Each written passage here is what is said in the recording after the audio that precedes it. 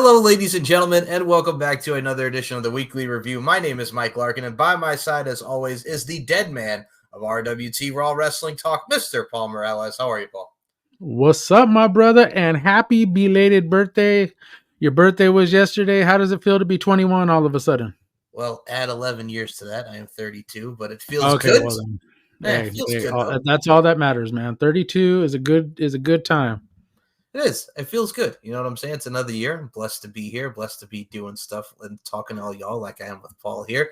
Family and friends, man. Like I said, as we get older, we get not only wiser, but we get more appreciative of certain things that we didn't used to appreciate. But I'm feeling good.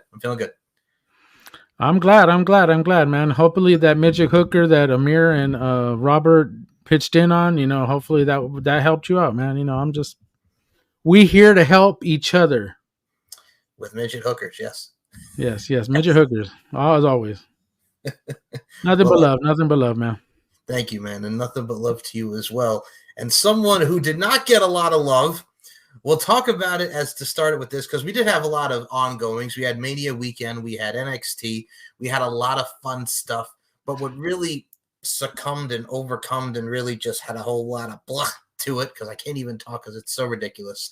On night one of WrestleMania, AEW Collision aired at 11 p.m., 11:30 on my time, which would be 7:30, 8:30 your time, and it aired till like 1 o'clock in the morning. This fool, Tony Khan, puts out that the Young Bucks will be releasing the footage from All In last summer. Oh, Jesus Christ. And they aired it, and it's a laughingstock because it's exactly the same thing that CM Punk said happened in his interview with Ariel Helwani. Numbers did not go up. It got a boom because of this BS, but not much, 819,000, 17, whatever it was in the ratings this week. But it just made everybody look so bad. And just Tony celebrated the ratings. The whole thing was bad. They chanted CM Punk during the beatdown of Pac and FTR. It just, that's all. I know I'm going all over the place, but I'm just so frustrated that you have a company and you're building to next week's pay-per-view, Samoa Joe and Swerve and all these matches you have. You should be focusing on that. Before we even get to Will Ospreay and his clown comment about Triple H, let's start with Tony and the Young Bucks. The footage. Denise Salcedo said it best, talking about this felt more like a cool two girls in high school going at it. I mean, I remember as a senior watching girls fighting out of the bathroom, coming out of the cafeteria. This is what this felt like. And it's so unnecessary, and it fucked them up all around, because if they thought this was a good idea, boy, were they wrong. I think what the initial plan is let us show the footage, but it should have been like, it should have if it had went the complete opposite of what CM Punk had said. If it would have done that, okay, great. Show the footage. Show us what happened then. But it didn't. It went along everything he said. I mean, mind you, he shortened it just a hair, but it went along the lines of what he said. So it made them look like a fucking joke. Period. Yeah, and the thing too is, it's like you see the footage. Jungle Boy Jack Perry's there. Here comes CM Punk. They're having a conversation. And then Perry does this with his hair. Now, mind you, I'm going to say this. For anybody who's been in a fight, if you're a person with long hair, when you're about to like pull your hair up, you know you're about to scrap. So before we could even get to that, CM Punk puts him in a choke, like he said. Samoa Joe breaks it up. Malachi Black is there. Chris Hero is there. And I'm going to say this right now. This is not lunging at Tony Khan, Dave Meltzer. That is a man frustrated, yelling like he said, and pointed at Tony Khan. You're a clown. This business is a joke. I quit. And exactly what you saw is what CM Punk spoke about on Ariel Helwani. Now, I'm going to say this right now. If that was in fear for your life, I don't know what we have here, because we got problems, because that was not I'm in a fear for your life. It lasted legit like 5 seconds. It was nothing. I mean, granted, it was pretty much everything that Phil had said it had happened, and nothing more. So who were you trying to make look like a joke here? I mean, and quite frankly, it made them look like themselves look like a joke. But out of every other report that's come out since, it wasn't even the Bucks' idea. This was Tony Khan's idea. So how are we supposed to look at this? How are we supposed to look at this company as a legit company when the owner of the company is starting to act like a fucking baby every time something fucking pops him off? Every time something comes up in his life, every time something either gets under his skin and or makes him upset, he goes on Twitter and starts going on a rant. This is like a continuous thing.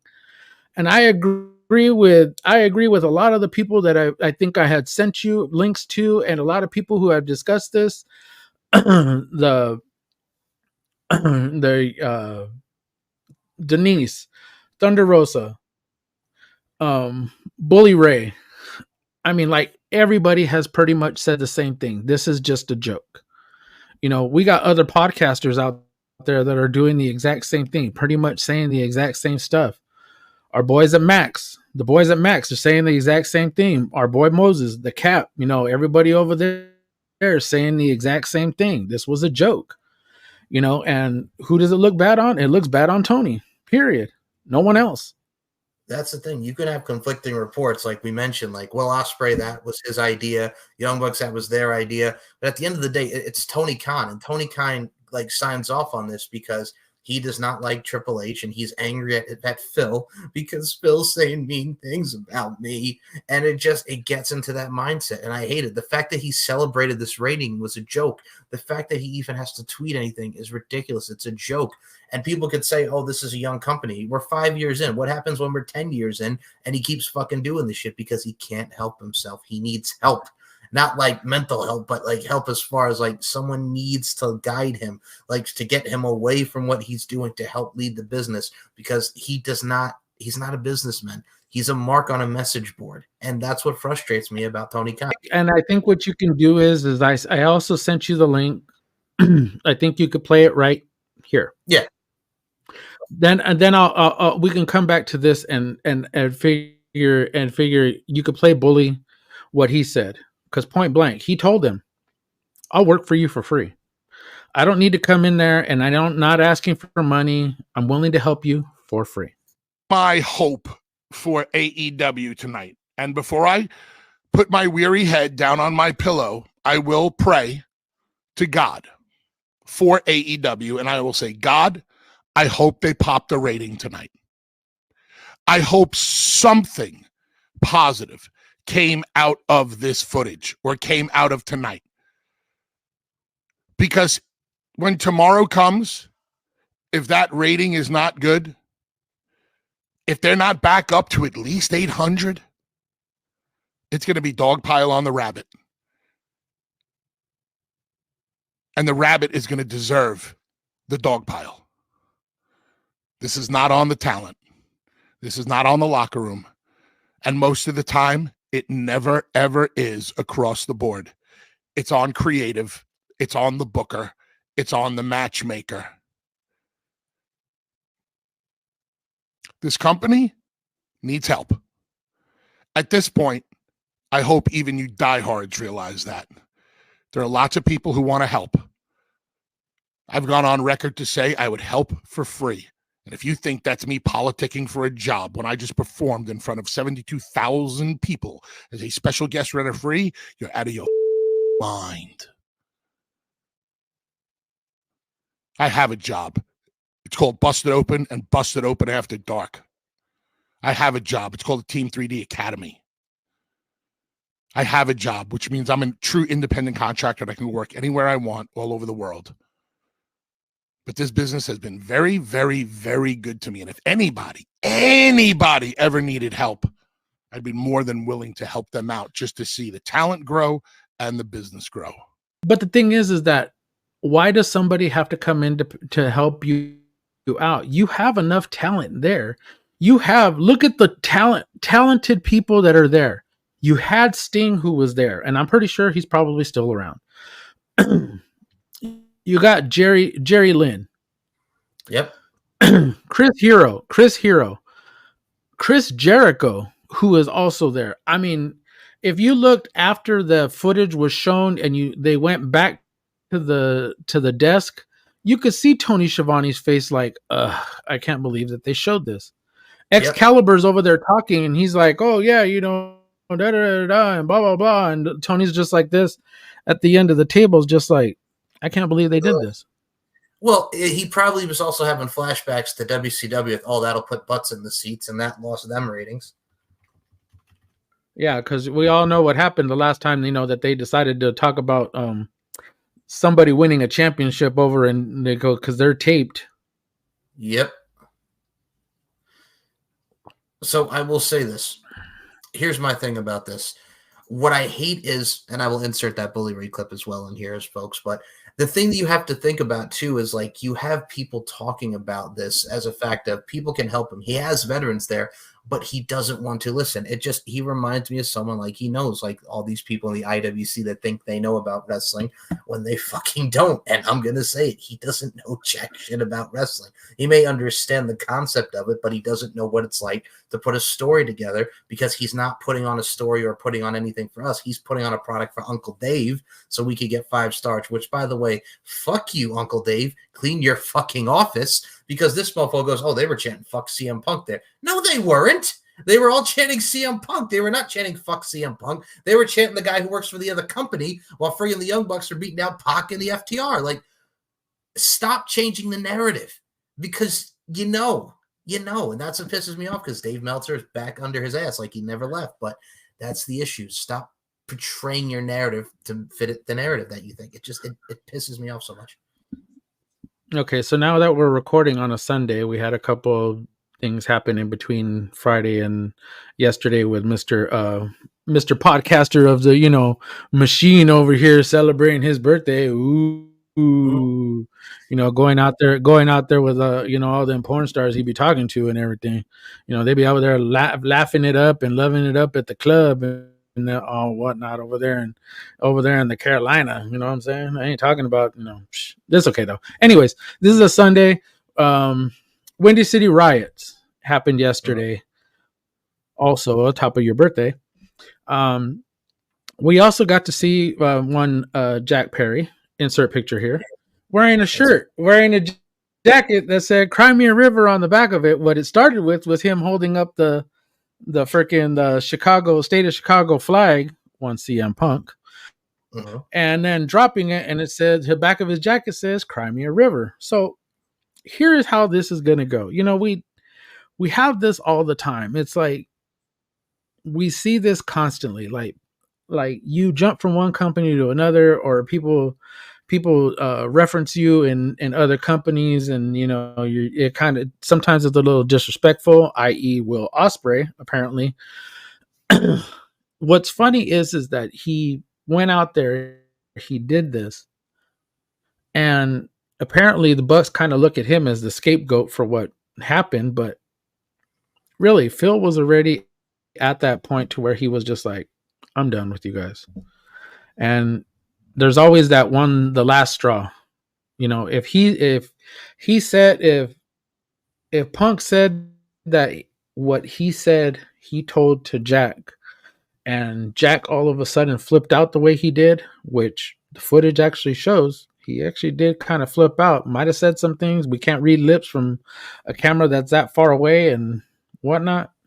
No voices, so we just go with what everybody said. So I think for me too as well, and I did see the footage of that and the fans chanting, oh, Crimea River, like it's Justin Timberlake up in there. But I look at it like this, man. I mean, if this is his way to get heat, fine. I think he's a douchebag, but it is what it is. That's Jungle Boy Jack Perry. I know on that event as well, a bloody John Moxley bet Tetsuya Naito for the IWGP World Heavyweight Championship.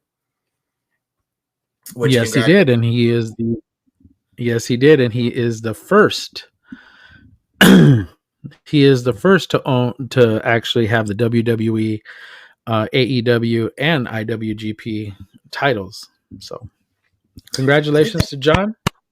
Yeah, that's great for him. I think picture of him and Renee after the match. That was a beautiful fucking picture.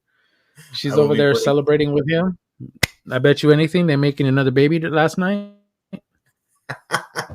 I'll put the photo in, insert photo here. But no, dude, that's the thing too. It's just you have such an amazing amount of wrestling. Our girl Shayna Baszler beat Masha Slamovich as well at Bloodsport. What a match that was for those who have not seen it. Charlie Dempsey was in action. Mark Briscoe did it for Jay, beats Eddie Kingston for the Ring of Honor World Heavyweight Championship 11 years to the day since Jay won his. It was a magical weekend, man. Yeah, it was an amazing weekend for indie wrestling, period. WrestleMania weekend, we got to see GCW, we got to see a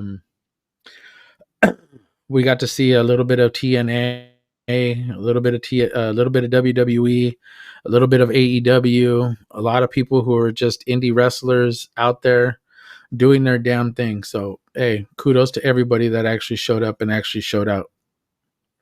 Agreed. And I think at the end of the day, folks, as both Paul and I can agree, that's what professional wrestling is about: eliciting a reaction, evoking emotions. And what I also got to put out here as well is, like we mentioned him earlier. I mean, we talked about the AEW stuff and just my frustrations as with yours, but I look at it like this. Will Ospreay, did you like the fact of he pretty much insulted Triple H like if this was 03 to 06? Like he used like such a cliche line, but it's like, first of all, number one, Will, we don't know that he mentioned you. He didn't mention you by name. And number two, like, that doesn't work anymore because he's the guy in charge now. Like, you know what I'm saying? You want to talk about the grind. What Triple H said was correct. We played it on this show, but at the same time, don't be talking about, oh, because your boss pays for you to go back and forth to the UK. All right, Ilya Dragunov is here and his family's back in Russia. Like, a lot of people don't have the same problem that you do, Will, just because your boss is paying that from 8 hours back and from. Like, it just, like, his whole thing rubbed me the wrong way because you're supposed to be building the Bryan Danielson, and you mentioned faces, not only Tony Schiavone, but we'll insert face of Renee Young here, Renee Paquette, because her face was in disgust because she's friends with Stephanie McMahon. So two faces that just were so disappointed, did not want to be in that very moment, that being Renee Paquette and Mr. Tony Schiavone. Go ahead. Yeah, but you never want to, I mean, it's okay. You never want to be that guy. Right. You never want to be that guy to say something in front of a camera. People are going to see it. This is the digital age of where we're in it. Everything's going to be uploaded. Everything's going to be copied. Everything's going to be run all over social media. So if you think you're just going to say it on TV and it's going to go away, guess what? It's not going to happen. And the fact that Tony actually uploaded it to the AEW YouTube page, that was the worst part. On top of, speaking of their YouTube page, they actually took out that part of the Young Bucks showing the footage of what happened in their YouTube page. So the copyright strikes, yeah, a lot of people on Twitter got copyright strikes for showing that footage. And I've seen people on IG actually have the exact same thing, even on TikTok too. So it's just, it was such now I got to say, if that doesn't detract from your pay-per-view, because we're going to be talking about it this coming week, we're going to be talking about AEW Dynasty, but it's so just, it's like, why? You know what I'm saying? You have pay-per-view next week. It really just, it never ceases to amaze me. But then at the end of the day, you see something amazing like what we saw at WrestleMania weekend, night one of The Rock and Roman beating Cody and Seth, and Mama Rhodes, this one's for you, and Rock pinned Cody, and then Cody finishes the story. Now, I'm going to say this right now. I talked to you because I knew you would pop. I'm okay that we didn't get Stone Cold Steve Austin because we got The Undertaker, and it made doggone sense. Everything just kind of fell into the place. I mean, and everybody was showing footage of like old clips of when The Rock did something to The Undertaker, and and then there was that one little clip that made me die laughing, was him trying to get The Undertaker to do the spinneroonie. That was the one that was actually made me laugh, and I'm like, that's why The Undertaker came back, because he wanted to make sure that he wanted to give him those receipts back, for trying to make him do the spinneroonie. But hey, it all worked out. It all worked out to plan. The next video you're going to show was the one I sent you a little while ago earlier today, because that was probably the one moment, and I think you can cue it up, that just kind of, in a nutshell, that was not only my feelings, but that was a lot of people's feelings, because not only the people that were in the crowd, but the people that were at home. The people that were backstage who were watching this. There's another clip of Brandy sitting in the back with Bailey, and they're watching it, and you see him do the third crossroads, and then you get the 1, 2, 3. God bless Samantha Irving. Oh my God, I love that girl so much. She was overcome with so much emotion, like pure raw emotion. And as fans, as when our favorite people hit that one thing, and it's that WrestleMania moment. It doesn't matter if they win the title or if they win a match or if it's, titles especially. We pop for them. So what I'm going to do is queue up footage of one fan, and I'm going to queue up the Sam Roberts footage that you showed me here on this forum. But I will say this before I do. First of all, I love Samantha Irving because she didn't want to know who won. She was living in the moment like all of us do. But this is a big FU right here to Brian Hebner, out of all people. Oh, she overdoes it. She just overdoes it. And I'm like, Brian, shut your punk ass mouth. No, but you saw who gave her the biggest fucking praise, though, Michael right? Buffer, baby. Michael fucking Buffer, of all people. Mr. Come in there, and I will tell you, let's get ready to rumble. He gave that woman a lot of praise for how she reacted and everything. So cue it. That's all I could say, man. That's no problem. Quick funny story. Did I ever tell you the one time I actually did see Michael Buffer in person? No, actually, no, you didn't. So the one time I was there for Michael Buffer's entrance. So 2007, when Matt Hardy was feuding with MVP, Matt Hardy had him in a boxing challenge, but MVP was like, "Oh, I'm sick, I can't do it." So WWE brought in for Madison Square Garden Evander Holyfield to take his spot. MVP brought in Evander Holyfield, and him and Matt Hardy had a boxing match on Saturday night's main event. Where you remember that where Matt got molly MVP? Yeah, I was there. That was pretty funny. It was, but oh man, that's moments and memories. Speaking of one, here we go. We're gonna play Luca Prince's reaction, and here's some Samantha Irvin to it. Here we go.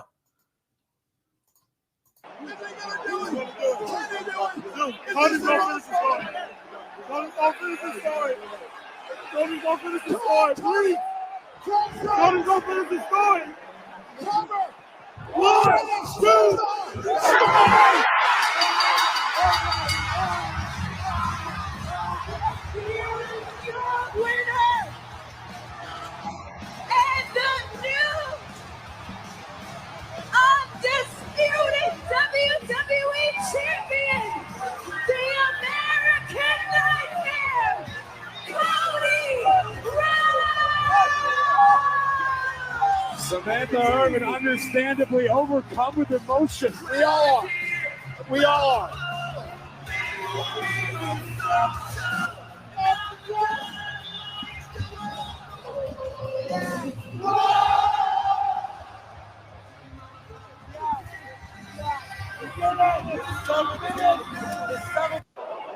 Now, if that doesn't get you in the feels, man, I don't know what does. That is genuine raw emotion. That is what we look for as wrestling fans. That is what it's about. Okay, yeah. We talked about our own raw emotions, everything that we felt as fans watching him. Granted, it was everything we want in a build. Everything that we want. Okay, yeah, we got the 1 year last year. We got what happened, but we understood now that we watched this over a year's time. We saw him fighting back, winning the Royal Rumble again, and then The Rock coming in, hitting the brakes, saying, "Hey, guess what? I want to fight my cousin." But we can go back to what the new YouTube video, the documentary that came out this past week. And we listened to The Rock say, we hear the fans, we heard their reaction as to when I came into the ring, and then I was going to face my cousin, and it was like, you see how their reaction was. So what's different now is that we have to pivot from what this plan was to now having to go back to this plan, because guess what? We have to give the fans what they want. And this is as everybody has stated, Paul Heyman last week said this is the Paul Levesque era. And this fucking WrestleMania proved to us as wrestling fans, professional wrestling fans, not sports entertainment fans, professional wrestling fans, that this era is not the Vince McMahon era anymore. This is the Paul Levesque era. I think this WrestleMania definitively said that. And Michael Cole said it best. You want to talk about raw emotion when Michael Cole is just like, I love professional wrestling. That says it right there. It tells you what era we in with the Paul Levesque era, focusing on storytelling, subtleties, intricacies, nuances that we talk about each and every week on this show, and the love of the craft that is professional wrestling. And speaking of that love, I will play our boy Sam Roberts next, because this, again, folks, is why this is what it's all about. I had an hour and a half before I had to drive to Stanford to do Raw Talk live on Peacock. And in that hour and a half, after that whole weekend, you know what I did? I turned on the main event of WrestleMania 40 to watch it with my son. I wasn't wrestlinged out. I wasn't just give me an escape, just give me a break. I've just had the most intense wrestling weekend of all time. I've got an hour and a half before I talk about wrestling again. What am I going to do? I grab my 7-year-old son. I don't tell him who won between Cody and Roman Reigns because he loves them both. And I watch him lose his mind at 7 years old, at the same storytelling that I'm losing my mind watching at 40 years old, that you're losing your mind watching. This is the magic of professional wrestling. This is the magic of WWE. WrestleMania. That says it right there, man. That legit says it right there. And now we only discussed the main event. We still haven't even discussed. We still haven't even discussed the rest of everything that happened. And you know what? We can probably sit here for about another 4 hours, probably talking about this. But as we are as podcasters, we have to kind of condense all this to try and make it listenable enough for everybody, you know, to be able to bear through all this. So we may have to actually fly through a lot of this, or may actually shorten a few of them. But we could start from Saturday, hit Sunday, and then talk about the other ones. But okay, so let me put you like this: this whole fucking weekend was nuts. If you're not a fan of wrestling, this was I don't know what would get you back into it. And if you left, I can guarantee you this would be the moment. My wife is not does not watch wrestling on the daily. She's not me. She's not our daughter. But she watched the last 2 nights. She watched night 1 and night 2, both back to back, both main events. She watched Bailey and Io with us. She actually watched Rhea and Becky with us. So she literally watched the 4 of the great matches that were on this whole fucking card. But a lot of the other stuff that happened was pretty fucking impressive too. So we could start there. We'll start with night 1. What I really liked about night 1, besides the main event, because we kind of conduced both main events into one there. Yeah. I really did enjoy. Actually, I think we could skip the main event because I think we already talked about it. But hey, by the way, who won again? It was Cody. Oh, okay. Never mind. We got it. So the one match that everybody was saying, well, that was so meh, a lot of people were kind of poo-pooing on, was Jimmy versus Jay. First of all, Right Brother went over. I like the story of, hey, I'm sorry, but then he suckers him in. I didn't hate the match, but I thought it could have added a little more oomph to it. I think where it ended at continued into night 2. Yes. So we will retouch on the main event of Cody going over and finishing his story, but there are layers to everything. And of course we will also talk about Monday night, and then of course we will talk about SmackDown, which also kind of adds to the layers of their feud and actually could possibly have a twist to it. So, but I think as much as we look at we look at Brett and Owen. The stakes were King of the Ring against somebody who was challenging for the world title. We look at just Matt and Jeff, it was just a match. It wasn't necessarily a lot of anything. But this one is a continuance of the bloodline. So the fact that it was brother versus brother, there are some layers to it. And as much as people wanted to shit on it, it's there. And as you continue to keep going along, you will see it. And I'm ready for this. I am so ready for this. What's going to happen next? What's going to happen next? I mean, I'm sorry. What's going to happen next is what I'm waiting for. As a fan, I'm waiting for it. No, you're fine. Like, I agree. I think that's the main purpose of, again, professional wrestling, but also at the same time, like, this weekend, the ladder match, the fact that Awesome Truth are the Raw tag champs and Grayson Waller and Austin Theory are the SmackDown tag champs, I like that they split the belts. And it made sense. Like, I love the fact that Truth got his Mania moment. You have these young go-hards in Grayson Waller and Austin Theory who are a great tag team and a great heel team. So it fit. It was a very good ladder match. But the fact that Rhea and Becky, who had 102-degree fever and strep throat, and Rhea Ripley had a freaking panic attack, put on a freaking banger in the opener. Like, wow, kudos to both of those ladies. Hey, you know what? I got a lot of fucking respect for both of those ladies. And oh my God, they went out and they killed it. They killed it. For shout out to Kurt Angle's son, fucking Jason Jordan, who was talking to Rhea Ripley before she went out, just trying to get her to calm down. Usan, center herself, trying to get her to get down from those panic attacks, trying to help her. And Rhea said it herself, if you don't have those nerves before you go in, you're not a fucking professional wrestler. You're not. You're not there for the love of it. You're just there to make money. But I mean, and she said she had goosebumps. She said she was overwhelmed, hence the panic attacks. But shout out to both her and Becky, especially Becky, strep throat all week. She had been dealing with it, 102 temperature. She was still feeling a little bleh when she went into the ring, and still went out there and kicked ass. And even in the loss is still just a fucking shining star. God bless that woman, man. God bless both of them. And Rhea continuing her dominance in the division on Raw. Hey, what more can we ask for from her? Right, and I think the fact that we're now leading on to her and Liv Morgan after that vicious freaking throw chair shot style on Raw, my God. Like, the Liv Morgan revenge tour, like her and Liv for Backlash in France, I'm here, I'm all about it. First of all, the entrance for Rhea Ripley at WrestleMania, that dude, friggin' oh my God. Motionless in White, man.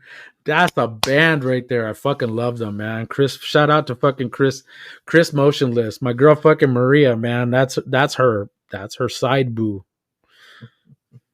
Telling you, man. I ain't joking with you, man. That's her side boo, man. She a big ass fan of Motionless in White, and she in love with fucking Chris Motionless. So shout out to fucking my girl Maria and Chris Motionless, man. They went out and they killed that Rhea's freaking entrance, man. Oh, they absolutely did. I mean, we mentioned the ladder match with the great teams, and like we mentioned Truth getting his moment. I thought that was rightfully so because of everything that happened with the Judgment Day, with R-Truth getting in there with the Miz worked. We mentioned Grayson Waller and Austin Theory being that young go hard with the tag team scene. But one thing that also stuck out to me was you had Rey and Andrade beat Dominic and Santos with the help of the Philadelphia Eagles. Friggin' Kelsey comes in and just fucking Jason Kelsey, baby. Jason Kelsey and fucking Lane Johnson. I saw these two big burly white guys jump over the barricade, and I was like, wait a second, who the hell? I was like, oh hell no. And I knew right away. I saw the beard coming out the bottom, and I was like, oh, you gotta be kidding me. And I had the biggest pop even for this match. It was awesome. Even for the ending. I know a lot of us probably thought Carlito was going to turn on Ray, but I have to say that it's good that they're going to save on that. And I get it. Long-term storytelling. I get it. Triple H is now in charge. You're not going to flip that switch right away, but It's gonna be great when they do, but this moment, he got the fucking the Philadelphia Eagle pop from the crowd because they were as soon as they pulled those masks off and you see Jason Kelsey throw off his shirt, he was like, yeah, all up in the ring. I like that tie-in with football, of course, being Philadelphia and the whole thing with that matchup. But I got to say now, this leads to who would check Dragon Lee going into WrestleMania. I'm going to put it out there right now. We're probably going to it's going to be Carlito because Legato's denying it. So I like that other layer that we're going to add to that feud. It was little Jimmy. It was little Jimmy. I like your style. It was the one-armed man. It's the one-armed man. But no, man. Shout out to the fugitive. Shout out to the fugitive, man. You knew what I was. I know you knew what I was referencing. You knew what I was referencing. I know. It wasn't him. It wasn't me. It was the one-armed man. Just the fugitive. Yes. Oh, I'm putting that GIF in there. But no, thank you. That whole thing. First of all, Jade Cargill's debut. Let's talk about that. Friggin' her, Bianca, and Naomi defeating Damage Control. Fucking hell, man. It was for giving her beginning in WWE and opening up that door for her and it being a WrestleMania moment, and to do it alongside Naomi and Bianca, who are already made players in WWE. And I know Naomi just returned. I get it. And everybody's going to be like, well, Naomi hasn't been there for a while, but she's still Naomi. She's still Trinity Fatu. You don't have to worry about it. She's still a main player in the game. So kudos to her for what she's going to do, what she did, for what Bianca did, and Jade killed it. I mean, even for the hot tag and the few moves that she did, kudos to the three women, and shout out to fucking Dakota, Asuka, and Kyrie for putting them over for everything that they do, especially them still being tag team champions. I think we're going to get Jade and Bianca against the Kabuki Warriors for the tag titles. And what I like about it too, as well, is like with Jade, like we talk about the hot tag, like for the minimal moves that she did, she still did her thing. And I think once we get going forward, I mean, we got a draft coming up. We got a lot of stuff coming up where people go to Raw, SmackDown, NXT. I think you're going to see a lot of greatness of what Jade can do in both tag team divisions with Bianca and respectively as a solo for the women's championship. Like, everything made sense there, just everything, how the match was laid out. Same with all the matches that we're talking about in today's forum. But god dang it, man, we also had another one that was really a banger. The Rocky story, the kid did it. Sami Zayn and Gunther was freaking magic. Just the entrance in the back, the kid goes back, the wife's going to the crowd. Here comes Kevin Owens ramping him up. And then Sami Zayn goes out there and has a heartfelt, emotional performance. He will not stay the F down. And out of nowhere, he goes from Sami Zayn back into El Generico. He does the freaking brain buster.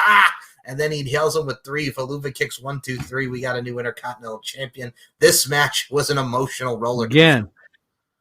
Again, Samantha Irvin, that woman, she put that one over too, because she didn't. I think a lot of them she didn't know. I don't even think she knew who were the winners, because she just wanted to be surprised like everybody else. And kudos to her for another awesome call, because she was up there too. You can hear the emotion in her mouth, in her voice, and just her crying and everything, knowing that Sammy went over and his family and whatnot. That was just a beautiful ending to a thing.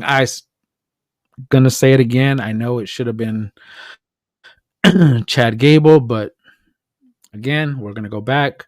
He still owes him a favor, so we may get Gable and Sami Zayn down the line somewhere. Well, we got it on Raw this week from Montreal for the Intercontinental Championship. So do you think we're going to have Sammy retains in his hometown, or does Chad, as he said in a backstage interview, he's going to make Montreal weep? Do we have a Chad Gable heel turn, and then he goes all buck wild on Sami Zayn because he should have got the shot at Gunther? What are you thinking? I'm kind of on the fence on that. Mostly because I would like to see a face versus face, and them actually have a straight up awesome killer match. And it just not be a Montreal thing. Yeah, they're gonna go out to Montreal, but if we get the heel turn, hey, I'm not mad about it. No, and I think Chad gets another chance to shine, as he always does. But I look at it like this too. Like, you're always in that moment, and we reiterate this a lot with this show, but the moments, this is the boom period, it's the Paul Levesque era of professional wrestling as a whole. But man, speaking of boom, we had Drew McIntyre beat Seth Rollins, and it was a very emotional matchup, and you saw Seth's emotion at the end of it. Drew finally got his moment with the wife. He rubs it in CM Punk's face, and CM Punk said, "Go F yourself," and beat the dog shit out of him. And then whose music do we hear? The Judgment Days. Here comes Damian Priest, South of Heaven. 1, 2, 3. If Drew McIntyre would have not gone up in CM Punk's face, he would have still been champion. Damian Priest is the new WWE World Heavyweight Champion. I thought this was laid out great. Punk and commentary did it up. Like, everybody worked hard on their role here, but Damian Priest comes out on top. What a better way to write it, man. You know what? It was one of those. I mean, it was the opener for night 2. The fact that we got it, the fact that we ended up getting that huge pop. I mean, Drew won being a heel, and the pop was there for him. Seth said, "There you go. You deserve it." Walking up the ramp, and of course, Drew being Drew went over, decided to rub it all up in his face. Of course, not before he kissed his wife, telling her, "Thank you," tweeting out. That was the funny part, was him tweeting out. He tweeted out, "I'm bored at work." I'm bored at work. I am putting that in. And I just thought it was just some random person that was there, and ended up being his wife that was there. We didn't even know. I didn't even remember what the hell she looked like, but the fact that he did that, she was holding his phone, and he's over there tweeting "bored at work," and I'm just like, wait a second, what? That popped up on my screen. I was like, wait a second. I was like, is that what he tweeted? And everybody started talking about it all over social media, all over X, all over Twitter. And I was like, God damn it. But that is him going over to CM Punk, him talking shit to him, and then CM Punk, sweeping his leg, taking off the arm brace, and started beating the hell out of him.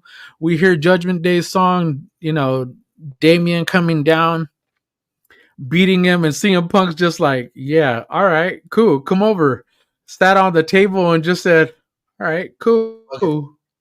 And just started clapping. I'm all here for it. And as soon as he did his move, boom, 1, 2, 3. I mean, up on the ramp, you got to see everybody out there just celebrating with him, the Judgment Day, and it was a beautiful moment, and it was a great cash-in, honestly.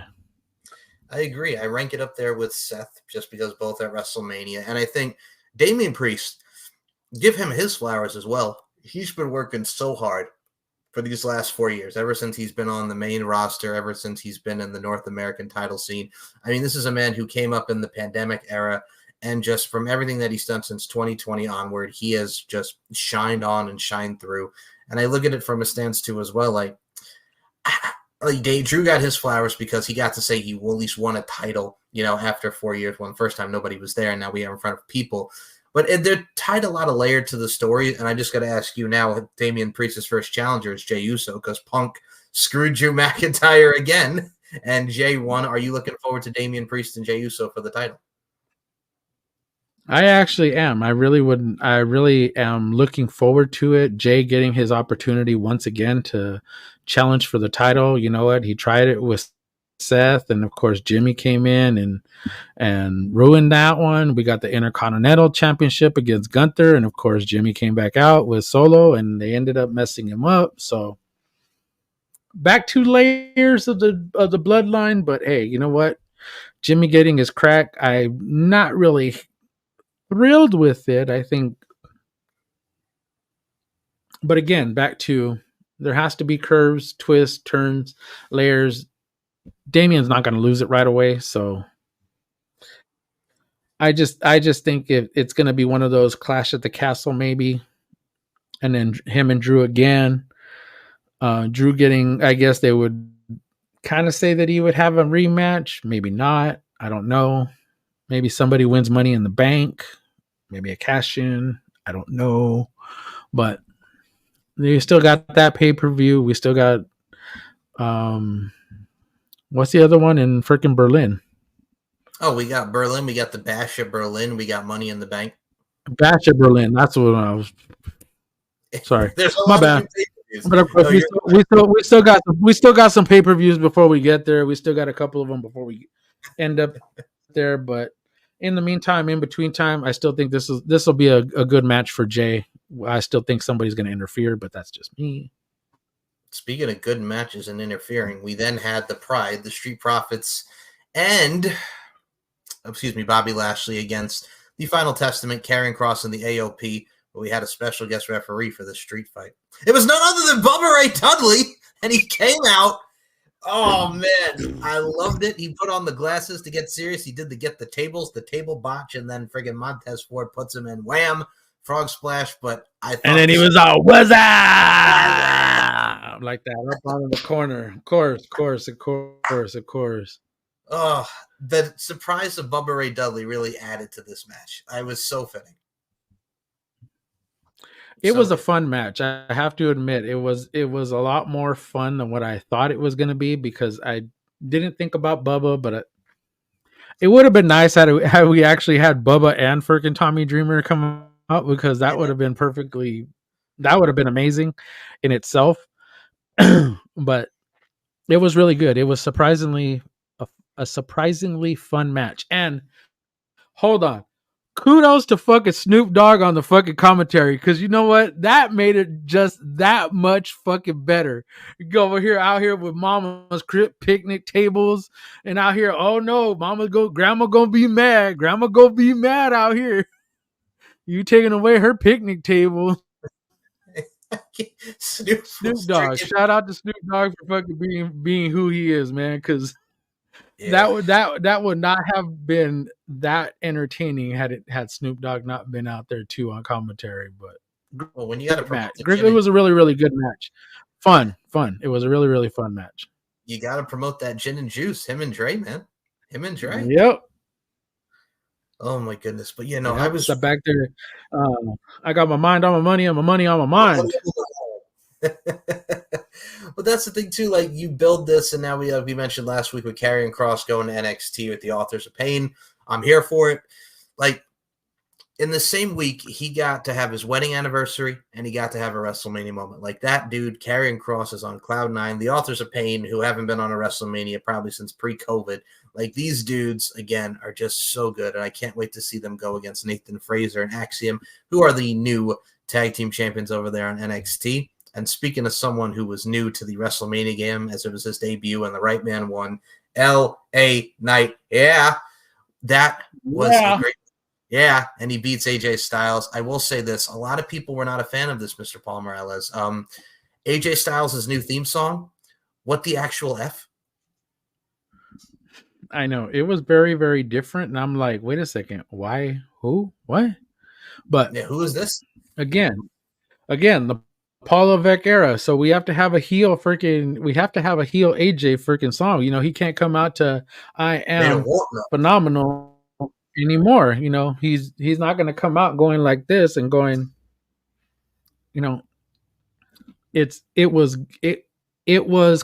kind of like, and I know you'll know the reference. It was AJ in fucking TNA. That's exactly what it was, because remember, he was a face and then he came out as a heel, and all of a sudden his theme song changed. So that's what we got. We ended up getting heel fucking AJ. I know where you're going with but it was good. It was a really, really good feel good moment, and I get it. It was LA Knight's first WrestleMania, and they gave him the moment with AJ. Also, I will add what Paul's referring to that gives me a smile on my face is his other theme song, Evil Ways, when he turned heel and he was on that bike and he wore the leather jacket with the short hair, which, by the way, that song was a banger in its own right. Evil Ways. Like, yeah, but this is what it felt like, the Evil Ways version of AJ Styles during his TNA tenure. And, well, speaking of evil ways, because he had some evil ways in this matchup, Logan Paul retains against Kevin Owens and Randy Orton. This match was fire.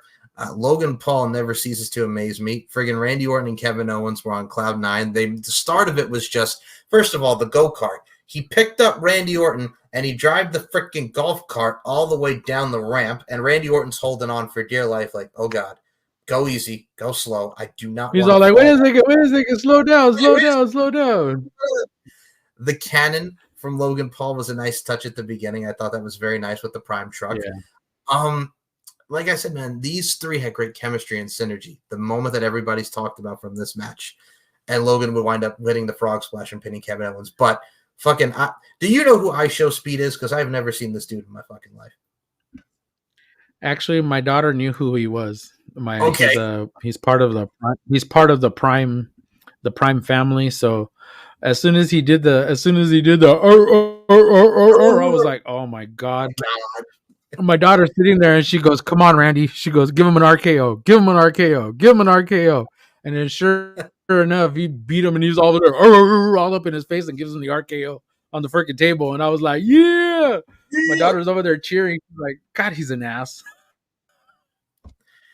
I started busting up, man. It was good. It was really, really good. I know this is their way of bringing in like YouTubers and stuff, because I looked him up. He's a YouTuber. He's done some rap, but I'm like, all right, I get it, because we have KSI, which makes sense because it's his business partner. But now that I know he's a part of the Prime family, whatever. But yeah, so I Show Speed took an RKO on the table, like a champ, by the way. That dude took that RKO like a freaking champ. And then he tweeted out, yeah, wrestling hurts. I'm like, I respect him because he did take that bump well. But yeah, Logan Paul's still the U.S. champ. He took it really, really good, especially when he laid out and he was like, ow, like, ow. Ow. But yeah, no, I'm really looking forward to seeing where they go now from here. Are we going to get Logan and Randy one-on-one? Because Randy Orton did not get pinned, Kevin Owens did. But I'm looking forward to seeing what we do in France. If you want to do a high-profile match for the fans in France, I think we go Logan and Randy next. It was kind of weird because when we were taking out when we were doing our stuff on the Max Wrestling and we were making our predictions, I actually thought Randy was going to take the pin. It to me, in my mind, it made a little bit more sense for Randy to take the pin. But when the fact that they twisted it and it ended up being Kevin Owens that took it, and I'm like, okay. But then we go back to Friday, and all of a sudden now he's part of the championship to the 3-way match to wrestle for the championship, and I'm like, how does that make sense to me? If he's the one that took the pin against Logan, how does he get in the? I go, you know what? I have to understand, but he didn't win anyways. True. I get it. He didn't win anyways, but I get it. It's just that you wanted a name. Randy was probably not there that week, which I didn't see him on the show, so I'm guessing they gave him the day off, because he's Randy. He can take the day off if he wants to. That's RKO out of nowhere. You can't have him not take a day off, but someone who doesn't take a day off. Her Egyptian style buttocks. Bailey comes out friggin' looking all fine as wine. Io with her entrance, like, these two had a great match. Like, again, chemistry and synergy was there. Bailey gets the win, and she wins her first ever women's championship in a singles match at WrestleMania. Very big moment for Bailey, but it's great to see her back on top with the women's championship. It's been a doggone time, man. Of course. We got Big Booty Bailey. I love her. Excuse me. Yeah, I love the whole match. I really, really did. The fact that she sold her injury, the fact that she was Io was just at the end of, like, she was just angry and just like, oh, I'm gonna get you. she hit her finisher on her not once, not twice, but 3 different times she tried to hit the finisher on her, but Bailey somehow kept kicking out, and it was just like everybody was just hyped. Even Greg Kittle was sitting on the sidelines in the front row cheering her on, like, yeah, come on, Bailey, come on. And we got it. We got Bailey winning the WWE women's title, and it was awesome. I mean, to me, it was just one of those moments that of one of the 4 horsewomen in this industry in WWE who never got that singles title moment. Congratulations to Bayley, because that woman deserved it. I look at it like this, agreed wholeheartedly. And the fact that like she nipped up out of that counter of her finisher right into the moonsault, like I thought that was spectacular. Very nice sequence. And I mean, for someone of that caliber like Bayley, who hadn't been a babyface since like 2019, and here we are now, all comes full circle. And I think like where we're going now with SmackDown, like her and Tiffany Stratton is going to be really, really good to see. Like, I'm really looking forward to that feud. And Tiffany has her old NXT theme back, which is very, very cool to see on SmackDown. But I like the direction that they're going with Bayley's character, and I'm here for it. Yeah, I'm here for it too. I think eventually we're gonna have to see who we think should win Money in the Bank, because I can honestly tell you, I don't think it should be Tiffany, only because I like Tiffany and I think she's the future of the company, and it's not like she's older like Jade, because Jade's 31. So the fact that she's older, I like Tiffany. She is the future of the company. Maybe when the draft comes, maybe she could switch shows and end up her and Rhea. But I think whoever wins the Money in the Bank, which I think it should be Chelsea Green, as much as people would probably would not want that, I think Chelsea Green would be an awesome champion, because she is over. She is really, really over. Although I could see Liv Morgan winning it again. I could honestly see Liv Morgan winning it again. But if I'm going with somebody new, I would like to see Chelsea win it. I really would. That's just me. Because she'll probably bedazzle it. She'll probably bedazzle it like Tiffany would. That's the thing too, and just the fact that like she would add some entertainment to it. I mean, for me with Money in the Bank, like Naomi would be cool, but it's so we're getting there in a couple months. But I'm really looking forward to seeing the Money in the Bank round up there, and just what the feel that we have going into that pay-per-view. Like I said, folks, every single story like we're hooked for. But speaking of stories, like we mentioned finishing the story, but besides the layers of the Undertaker, we had the Uso spot where Jay speared Jimmy off the stage through the tables, which was an amazing spot. Loved it. It reminded me of Bobby Lashley and Goldberg back in Saudi Arabia like years ago in like 2019. Yep. John Cena coming out and putting Solo through the announce table to go tie back to that feud. I didn't see anybody. I just saw Solo go up into the air and just flip over. I didn't see anybody do anything to him, man. The rock bottoms John Cena. He just rock bottom the air. Yes. But dude, like that whole thing was great. But one other thing that happened, the Shield. Here's the thing, the Shield music played and a lot of people were like, oh shit, it's Dean Ambrose for a minute. It caught us off guard for like a second.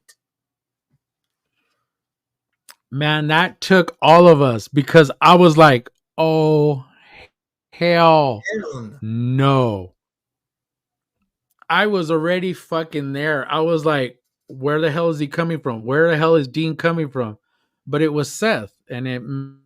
But as we continue on with what happened, it made sense. So the Rock ends up hitting freaking Seth. Lights go out, and who's comes out? But Dawn, of course. Yep. That name right there.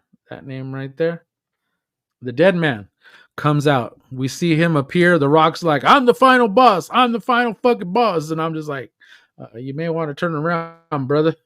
That sell, the eyes, and then the choke slam was so good.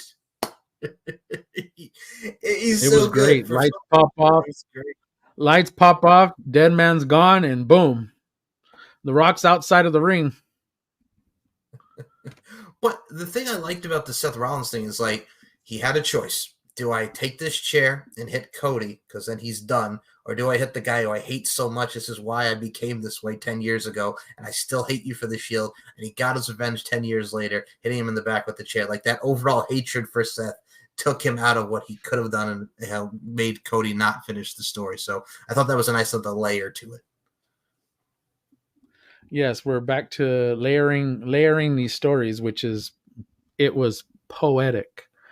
Very, very, very poetic in that sense, because it gave Cody the opportunity to hit not one, not two, but three crossroads on Roman Reigns, and we now have Q Sam. Oh boy, That emotion, man. That was listening to her. I cried. I shit you not, I cried. My daughter watched me. She goes, "You're crying," and I'm like, "I'm crying." Like, this was the best story WWE has ever told. Literally, hands down, this was probably the best story that they've ever told. Daniel Bryan was probably my second favorite, but that was under the Vince era. But this era, this was by far the best one. I'm right there. And we're just the beginning of it. Now we're just in the beginning of the fucking Triple H era. So right, the fact that we're there and we get to see this and firsthand, but this was what a way, by far one of the greatest fucking WrestleManias I've ever witnessed. Same. And people, y'all are fickle. I'll do the Daniel Bryan thing, because there were some people already complaining that even he's only held it for like a few days now or a week, but like friggin' Cody Rhodes is boring as a champion. I'm like, he just got the title. Like, why is he so boring? Because he's just friggin' talking the promos and he's not doing acknowledge me. Like, the fact that we have 7 years ago, F you Taker, to now thank you, F you Taker, F you Roman, and then thank you Roman 7 years later. It's a 180, and then you did that video package that Triple H and then put together for Cody, and it was nice. And then here comes The Rock, and that builds to Cody and The Rock for the summer. But what the hell did he hand him? What the hell did he hand him? They traded belts. People He handed him a rock. He handed him a rock. His lucky rock. That's what he handed him. He handed him his lucky rock. He said, "Man, I gave you my lucky rock, man." He goes, "And you broke my heart." You broke my heart. Don't break my heart again. Oh, no, but I was so intrigued with that. I know a lot of people are like, "Oh, but it was long." And I'm like, but it made sense. They traded the belts, the People's Championship belt and the World Championship belt, that people thought it was awkward, but it tells the story of our story is just beginning. So it made sense from that opening segment. And I will say this, the fact that we did get Ilya Dragunov beating Shinsuke Nakamura and Roxanne and Indy Hartwell, the tie-in from when Indy took the title off Roxy when she was hurt, that was beautiful. Like, the fact that we got Roxy and Ilya on the Raw was awesome. I can't wait for them to be called up. Like, this Raw also was really good. We mentioned Jade becoming the number one contender. Like, Jade beating Chelsea Green in 47 seconds, which was just poor Chelsea Green, but it was awesome. Like, this Raw, the Raw after Mania was way better than the one last year. Yeah, but that was because Vince was the one that kept changing it and changing it and changing it. Back to Triple H era.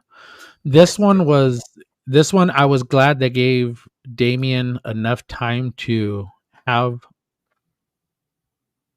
say what it needed to say right before he said Judgment Day, all hail the Judgment Day. And then here comes fucking R-Truth with his belt.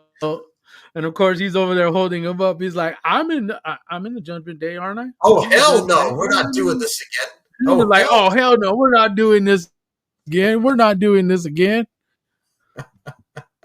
And then they're like, we're going to have a 6-man tag and our partner. And like, but there's only 2 of us here. You'll see him. And then here comes doggone John Cena to do the 6 moves of doom. I still didn't see anybody. I didn't see nobody come down, man. Oh, the 6 moves of doom, and they all did an AA, and they won. It was fun, and John Cena got to be with. It was good. It was really, really good. Again, back to it's. The thing is that we've all come to the reality that under Vince, stories somehow didn't finish at WrestleMania, which is supposed to be the culmination for everything. Correct. We're supposed to get stories that last for a long time, and we're not supposed to get these buildups that are just within like a week or 2. We're supposed to get them building up and building up and building up. But I get it. It needed layers to it to get there. So even the LWO versus El Legado Fantasma. Yeah. We still got, Dragon Lee getting injured, getting hit, Andrade taking in, bringing him in, but it's still, again, back to layers, layers, layers, layers. But that's what we got. So it's supposed to be the end of a lot of feuds and then a beginning of another one, which come SmackDown, we ended up seeing Cody give another promo, and people were actually like really, really pissed off at the fact that he was there again, giving yet another promo. But that's probably more times than Roman Reigns has been here in the last 2 months. So Can I just say kudos to Cody for Cody to fucking showing up for two shows in a row on two different networks. I will say I was not angry because who the hell told you it was open mic night, bitch? He quoted his wife in AEW, and I died. It was awesome. That was good. That was good. I was waiting for Jade to come out and be like, "Hey, baby, what's up, baby?" I was waiting for her to come up and. Who said it was open night, my bitch? Bitch. Oh God, it's so good. And I'm gonna tell you right now, because we had AJ Styles win his triple threat and LA Knight win his triple threat. You're gonna get AJ beating him, and because then they'll be 1-on-1. But Cody and AJ make sense for the fact that they were both in the Bullet Club. They can tell that story. And Cody versus AJ, the title defense against the heel AJ Styles works. And we've never seen Cody and AJ 1-on-1. I'm here for it. It's gonna be one of those really, really great matches for France, for Backlash. Give it to me because this is something that we haven't seen in a while, and I believe Cody's run in TNA, I think, wasn't AJ there? So when Cody came in for that short stop, that was 2016. That was when AJ had already got the WWE. Oh, okay. Well, yeah, because he's been here for a while. Sorry, my bad. All good, but yeah, no, it's all right. Well, then I'm gonna go out the door now. Okay, bye. Well, it all blends together, my friend. It does all blend together. But yeah, but I know people were showing a clip of Cody and AJ together, and maybe it was in Bullet Club. I don't know. I don't remember. It's been a while, but I mean, like the Bullet Club tie-ins, like he was in the Bullet Club right after WWE in like 2017.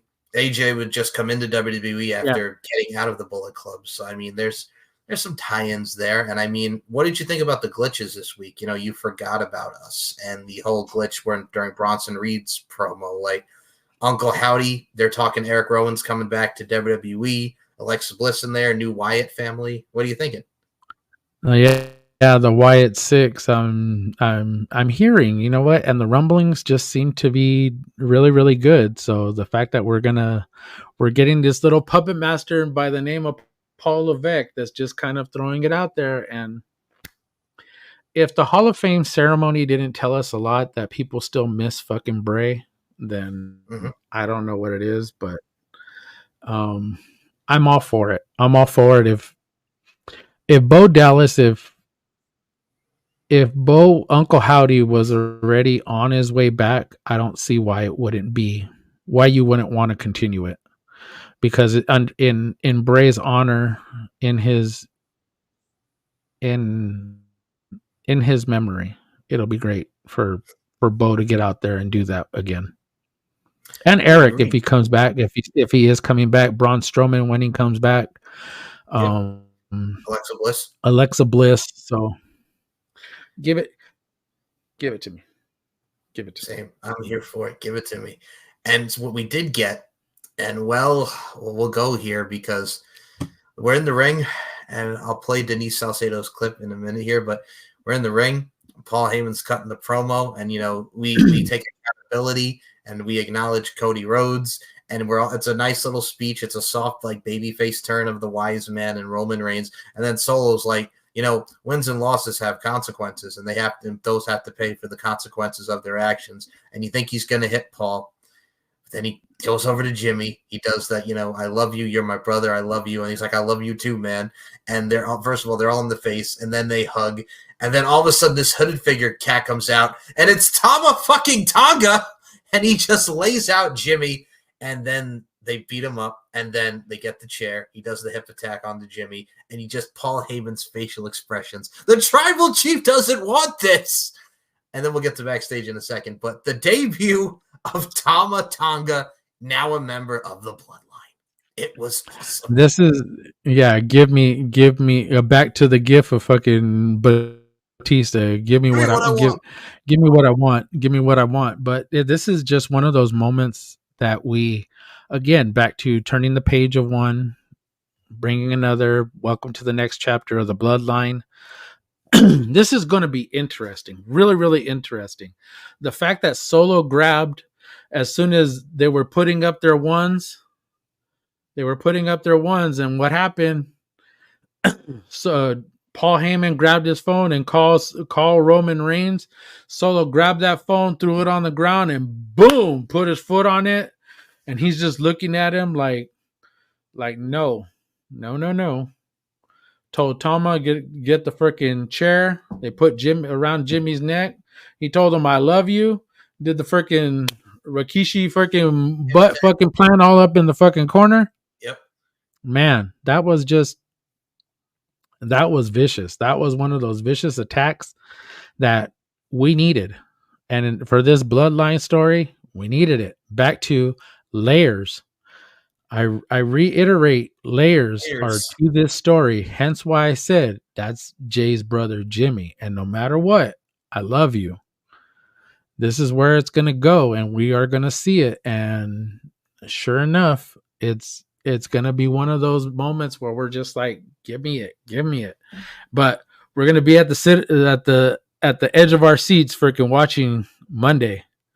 See what happens next. Ooh. And we got Paul Heyman in the back, he's just upset. Then friggin' Tama Tonga goes up to him. He goes, by orders of the tribal chief. And then Solo sticks out the thumb and just looks at him and walks away. And he goes, what the hell does that mean? Like, Roman face turn, the Usos coming back together. The debut of Jacob Fatu with Tama and Solo. And I'm going to say the tribal chief, the final boss, is pulling the strings. And then we get the Roman Rock interaction. I like where we're going, and I'm here for it. Like you mentioned, layers. This is why this is great storytelling. Let's go. I'm here for the ride. And speaking of storytelling, I will play Denise Salcedo's Our Girls clip because she said something very important when it comes to Thunder Rosa as well with Denise. Here we go. On the show today, we didn't have the main players on the show today. It could have really not been great, right? Like this Bloodline story could have felt like dry. All of a sudden, we could have been sitting here talking about how, oh damn, what's this Bloodline story going to be without Roman Reigns? But we're not. Instead, we're excited about the new faces that are being included in this story, and we're excited about the direction that it's heading in. And that, to me, like, again, I do want to go ahead and give some kudos to Triple H on that because it really does kind of feel like they really thought this out. It does really feel like there is a plan here. And that's what I like. I don't like feeling like every week it's a willy-nilly thing and, oh, let's just come up with it as we go. No, this actually feels pretty thought out, at least based on what we're seeing unfold so far. And the fact that the interest is there, the fact that people are dissecting, trying to figure it out, like making theories about the next couple of weeks, the next couple of months, maybe the next year, that just tells you that people are still very involved and interested in whatever is going to happen. What are the new characters, if they're going to be returning characters and all that stuff. And I think that's what it makes a storyline interesting, is when they're trying to figure it out. Now it doesn't even have to do with the title. Right? Which even makes it even better when you have storylines that have nothing to do with a title match. That to me is perfect because you're developing characters, you're developing the new stars. At the end of the day, when you create stories like this, it's to the development of new stars or just establishing stars that have been in the background and it's now time to bring them to light. Boom. I think she should run over to tell Tony that. Okay, oh, you beat me to it, you son of a bitch. Oh, okay, all right. Well, same You're mind. welcome. You're welcome. You're welcome. You're welcome. Same, I got ahead of you. Same mindset. Tony Khan, this woman is on your roster, and she cut a very hellacious promo this week on Collision talking about she's going to drag Tony Storm to hell. We were thunderstormed, the passion, because this woman wiped the make off her face. She was so pissed that she wants to take Tony Storm to hell. You have me hooked with Tony Storm and friggin' Thunder Rosa. You have me hooked for that match. Tony doesn't do that. We get friggin' whoever the hell she is from Stardom, which not a bad looking girl, by the way. I'm sure she's a great wrestler. Mariah May. Yeah, Mariah May, whoever the hell her boo was from friggin' Stardom, that it's like, okay, and nobody popped. Like, could you at least tell me who these people are? Tony does not get that. Tony just goes, here, let me see it. Here's somebody that you've never seen before, but she's a great wrestler. It's a great match. Great.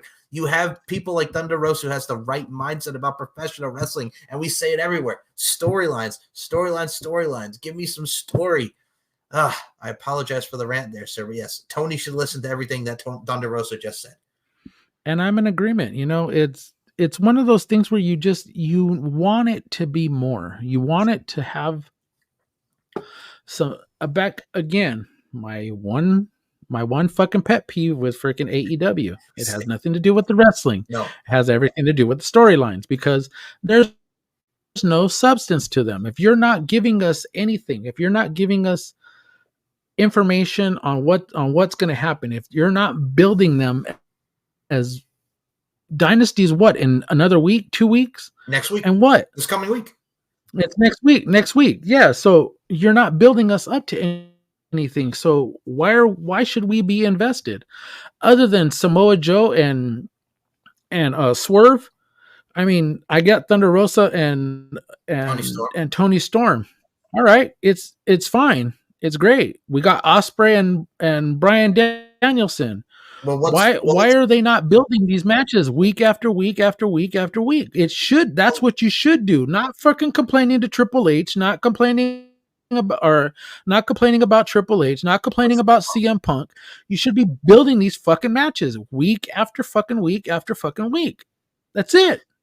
And people wonder why we get fired up on here, because we're tired of saying the same shit. We love what we do. We love podcasts. We love professional wrestling. But Tony Khan is the one detriment of this, because he doesn't believe in stories. He believes in the Meltzer formula of put on banger matches. And I hate to tell you this, Bryan Danielson and Will Ospreay is going to be a really good match. I'm looking forward to the match. But here's the thing. What's the story of the match? It's Will Ospreay's dream to wrestle Bryan Danielson. I will pull a Moses Marquez. It is Will Ospreay's dream to wrestle Bryan Danielson, also known as a dream match. And I hate to tell you, Tony, not everybody is sold on just dream matches, because everything to you is a dream match. Bryan Danielson versus Lance Archer is a first time ever match. Not everybody is hook, line, and sinker. Hey, who was it again?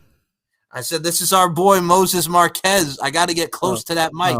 That fool right there, man. He likes to talk into the mic. Sorry, man. I love you, Moses. I'm just joking. I love you. You know I love you, brother. You know I love you. It's all love. It's one of those things, man. I mean, you look at this roster, and we already know, point blank, this roster is stacked. This roster is great. It's amazing. You can top to bottom with all the talent that Tony has brought into the company, that he just recently signed to the company. Okada, Will Ospreay. You can go up and down. Mercedes Moné, which Chris and Tony Robinson are probably We're probably going to laugh when they get to this part, because they already know. I can already hear Tony yelling into her mic, yelling, why is this woman there if she's not going to wrestle? Why the hell is she just taking all his money if she's not going to wrestle? Tony, I can already hear you, and I love you and Chris for it, because I'm here for it. I'm here to listen to you guys, and I'm here to listen to you rant. So continue to keep ranting, because you'll do it for me.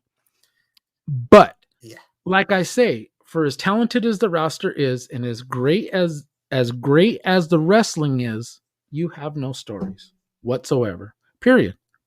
And the whole Julia Hart, Willow Nightingale thing, and who took out Mercedes in that friggin' horrible, I'm going to sell this like I'm dying, just whatever the hell that was on AEW. And now we got to wait for her to Vegas for a month, and she's going to wrestle either Willow or Julia Hart, which fine. Did you see they also announced on Collision, because out of nowhere, Roddy is all buddy-buddy with Kyle O'Reilly. He beats Rocky Romero in Battle of the Belts, and then friggin' Kyle's helping up Rocky because he's boys with Rocky. And then Roddy turns to Kyle O'Reilly, and Roddy turns, he's like, you want to go out on your own? You think you can do it without me? You're nothing without me, and blah, blah, blah. And then Tony Khan immediately announces Roddy and Kyle O'Reilly after a week before the pay-per-view for the international title, which is something that you could build upon for months, because it's not like they were in the friggin' Undisputed Era together. It's not like that they don't have fucking history with each other. Like, oh my God, like we build in one fucking week, we're going to get fucking Roddy and Kyle O'Reilly. Not saying it's not going to be a bad match, but you build it after 1 week before the fucking pay-per-view. And also 1 week before the fucking pay-per-view, because WWE just had a freaking ladder match at their pay-per-view. The Young Bucks and FTR in a fucking ladder match for the tag titles. Out of nowhere. Out of mothballs. Give me stories. I'm in agreement. Everything you just said, I'm in agreement. God. Look. Okay, I will rant too. Okay. You had 1 week to do this. One. You're doing this in a week. Why? You had contenders for that title. How long has it been since Kyle O'Reilly has been in the ring? Go ahead. Answer that question for me. Because it's been a while. Isn't this a place of wins and losses? Do they not matter anymore all of a sudden? Well, they told that on Battle of the Belts. So it's like, oh, well, Kyle O'Reilly's undefeated since he's been back in AEW. Okay. He wrestled fucking who? Brian Keith? He's had like 2 matches.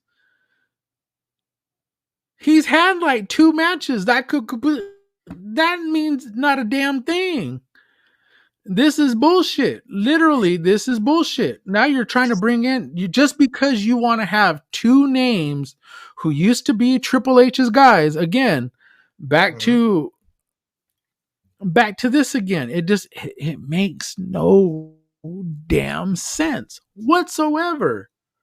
Why is Orange Cassidy not in this thing? Because he lost that title, but why is he not involved in it?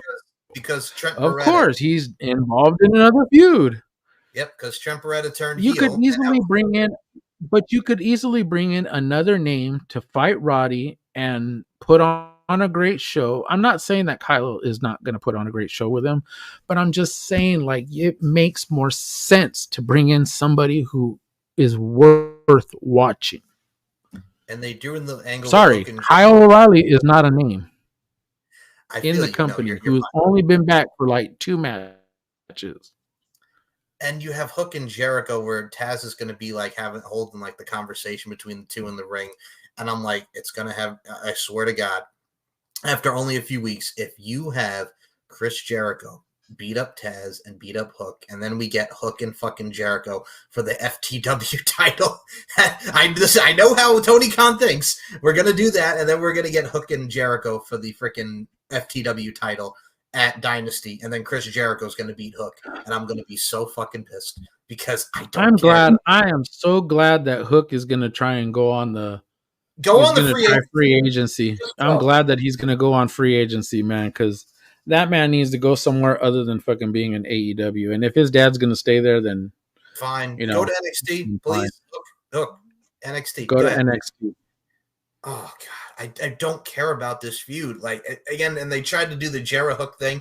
Here's the thing: they did a short thing with him and AJ Styles when they were Y2AJ, but it worked because it was AJ Styles, and AJ Styles was a hot commodity because he just came in and he's working with Jericho, who was also a hot commodity because he was a babyface and he's a legend at the time. This is before the list happened.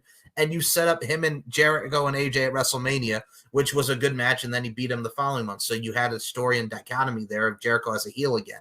The difference is it's Hook, and it's for a title that is not sanctioned by AEW, but is defended on AEW, and you're having them lose to Shane Taylor Promotions, who lose everything, and then you have fucking Lee Moriarty pinning Shibata, and then Shibata gets the win back on Lee Moriarty. Then out of nowhere, here comes Shane Taylor going for the FTW title, and you have Hook beating Shane Taylor, and it's like, I don't like this. This doesn't work. The fans aren't even behind it, because Chris Jericho's not even coming out to Judas anymore. He's just a Lionheart Chris Jericho, and he's coming out to generic music, and I'm like, doesn't work. Nobody cares about Hook versus Jericho, and I know what they're doing. I know he's going to have him beat Hook for the FTW title. I know where this is going, and I don't like it. I don't like it either, but I think if you want to, I mean, back to a company that has too many titles on its list of titles, you know, we talk about WWE, which, by the way, I'm going to get to them in a minute. Oh, I know where you're going, so go ahead. Which is something that somebody suggested. I won't name any names or point any fingers. Blake Shelton going like this. I won't name any names or point any fingers who did this. But you're in a company that has so many titles. You already have about 30 titles for the men and about 15 for the women, and it just let me throw these titles all around with everybody, and it makes no sense to me. I mean, I get it. You want to have somebody, or I guess maybe Jericho really just wants to be FTP, fuck that puto fucking .com. I don't know. I don't know.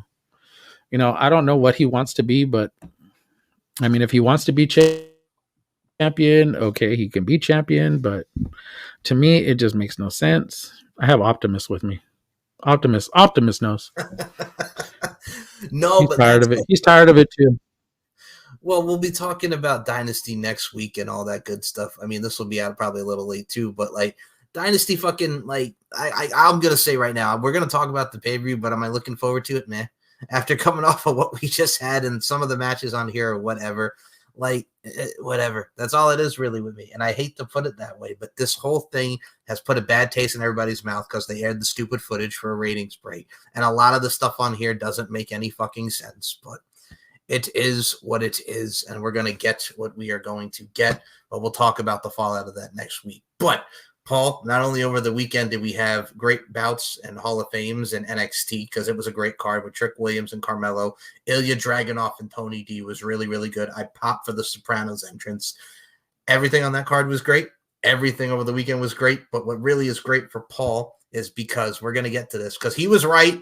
He was the first one to tweet at me. He was the first one to message me because he was so happy that Ava, the GM of NXT, has announced we are now getting a women's North American championship on NXT. He told us so. There you go. I'm glad you give me my praise when my praise needs to be praised and my ass needs to be praised. Not appraised, but praised. Look, I specifically said, oh yeah, hold on. Boom! This guy right here said it, that they need a mid-card title for the women. The only reason why I said that is because Denise Salcedo said it. There are a lot of women there are more women on this roster than there are men. NXT, that is. So why not pull that trigger? Because eventually down the line, we are going to get a main roster mid-card for the women. Whether that be the U.S. Intercontinental, I don't care, as long as there's a mid card for the women, because now you are fluctuating, or you are moving women up from the women's division that are in NXT, and you are moving them up to the main roster. And the women on the main roster need something to do other than just being fancy footsteps and just teams thrown together for the NXT women's for the tag team titles, which back again, I mean, not NXT, for the women's tag team titles on the main roster, which, by the way, I ended up saying once again, I think they need to bring the NXT women's titles back there, because you have tag teams that are there that are just forming, just, getting creative, but it also helps on the main roster to where you can bring women up as tag teams and they can battle for those titles. It just makes more sense. And by the way, I'm a fucking genius. I am really looking forward to the direction that they go. And I think this is going to help a lot of the women down there, much like Paul said. But speaking of helping out, I have one final topic that came out that I really want to touch upon. Matt Hardy is a free agent. He is no longer with AEW. Do you have him come back? Well, Jeff is still there. Do you have him come back in a role like an agent or producer or something for WWE? Do you see him go into TNA and doing stuff, or what do you think? If I'm a betting man, okay, and he had a history with Bray Wyatt, I would like to see him part of the Bray Wyatt 6. I like that. I like that a lot. And I think he would very much love to do it in honor of Bray. And now that's something I would like to see him do. But hey, if he goes to TNA, then he goes to TNA. Someone else's contract, I believe, is up soon, and I believe it's Natalia's. Of course, she said she wanted to go to maybe to TNA because she wants to wrestle some of the women that are there. Jordan Grace, Mickey James. Jordan Grace being one of them, but I think she also wants to take on Masha Slamovich too. And if there's a course, and I believe we're heading down that way, I think we may actually get a little bit more of WWE coming, or WWE going to TNA and TNA coming over to WWE. I love the partnership that they're creating. If it happens, that would be one of those genius moves by Triple H and, of course, Anthem Sports, who are also part of under the WWE umbrella. Of course, they're pretty much next door neighbors. So right, and I mean, Nick Khan has said he wants to work with other promotions, and if Natalya is like, okay, I've done a lot of everything here in WWE, I want to go to TNA. I mean, there's a lot of names like we mentioned there that she can wrestle. Jordan Grace, we can have her align with Dana Brooke is there. Ash by Elegance, Masha Slamovich. You can have her and Rosemary. You can have so many possibilities with what they do with her. Like, I am ecstatic for that. I think Natty is. Yeah, we also didn't even touch on who actually showed up at NXT. Julia actually showed up at NXT with Rossi. Yes, so I'm going to say this right now as far as Julia goes. Thank you for bringing that up. Natalya is one thing, but Julia is another, as I was thinking. Yes, thank you, sir. Julia, shocked because people, I think she was overcome with emotion, like, oh my God. You saw that too, as well as I did, and as well as a lot of people did. You could see the emotion on her face. As soon as they said who she was, man, the pop that she got from everybody, she was just like overcome. Like, oh my God, they know so much emotion. And then she even tweeted it out afterwards, talking about she didn't expect it. That was nothing that she expected from the States. She didn't know that people knew her. So the fact that she got it and she was overwhelmed with it, hey, you're well known, girl. Wait till you get here. That's what I mean. Like, I think WWE and TNA, Julia, NXT Japan, you got is coming. Right? You got to think we're going to get NXT Japan up in here. So, yeah, dude, like I said, I can't stop smiling just because the world of professional wrestling, folks, is good. We have partnerships. We have people working together. We have Tony Khan being a dingus, and we just have a lot of things going on in the world of wrestling. And this is why we do what we do here at the. This is why we do what we do here at the Weekly Review. So thank you for listening to another late night episode, as we will be recording another one later in the week. And Paul, I appreciate you, and I appreciate your birthday wishes and your kindness as always, my friend. I love you, my brother. And let them know where we can follow you on the Twitter, Instagram, and whatnot, and where we can subscribe and check you out on the YouTube front. The floor is yours. Of course, on everything, pretty much every other platform except for my private, my Instagram is mine. That's not but you can find me on Twitter, YouTube, and of course TikTok under this name, RW Deadman of RWT. that's all three of them are all the same. You could just find me there. Of course, I'm gonna begin to upload all these videos that we have these up on my YouTube page, of course. And of course, we cross over. We're not cross dressers, but we're crossover, and we do what we do because we love each other. And I know, I'm find my humor at least a humorous, but hey, if I offended anybody, my apologies. But hey, you know what? The thing is that if you look at this is just us being us, and we love being who we are, and love bringing you this show every week, and enjoy talking with each other because that's my brother from another mother, and of course, he's my boy, and of course, all of our friends over at Max, and of course at the RWT page, Raw Wrestling Talk, down below. You can find it below. And of course, at the end of the day, this is my boy, Mr. Michael Larkin. Of course, I didn't call him Moses Marquez like I did last week. Mr. Michael Larkin, the floor is yours, and you may go, sir. I'm going to speak about the shows and everything that I do on my YouTube channel. So here we go. So no, I will say we are bosom buddies. We are Tom Hanks and Peter Scolari with that cross-dressing comment. So you can check us out at SF Show 1 or MCL92 on the Twitter front, StephenMikeShow.com, LFCfights.com, MLarkinMB and Larkin_92 on the Instagram front. Subscribe to the YouTube channel, Mike Larkin92. We are over 800 plus followers. Let's get it up to 1,000 by the end of the year. We are growing. We are continuing to do our thing. You can check out the weekly review, Deep into the Heart of Wrestling with Robert Davis and Nicola MacDonald. You can check out S&M Show, the Stephen Mike Show podcast. You can check out the Pop Culture History podcast, the LFC podcast, On the Mic with Mike, and all the great shows that are on this channel. Please subscribe, enjoy the content, give a like, comment, do what you do, baby boo, and we appreciate you. So with that being said, for Paul Morales, my name is Mike Larkin. We will see you again on the next edition of the weekly review. Fuck you, Moses Marquez, and well, we in there like swimwear, midget hookers and whatnot. Thank you, sir. Rest in peace, Lupe.